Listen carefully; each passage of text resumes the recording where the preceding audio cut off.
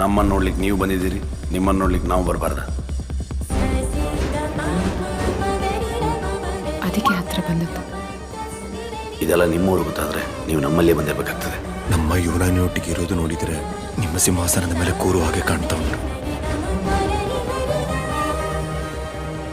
ಕುಲಕ್ಕೆ ಅಂಟಿದ ಕಳಂಕವನ್ನು ಕಾಂತರದವರ ರಕ್ತದಿಂದ ತೊಳಿತೇನೆ. ಅರಸ ಯಾವಾನು ಬೆಂಕಿನ ಕಟ್ಟಿ ಹಾಕದ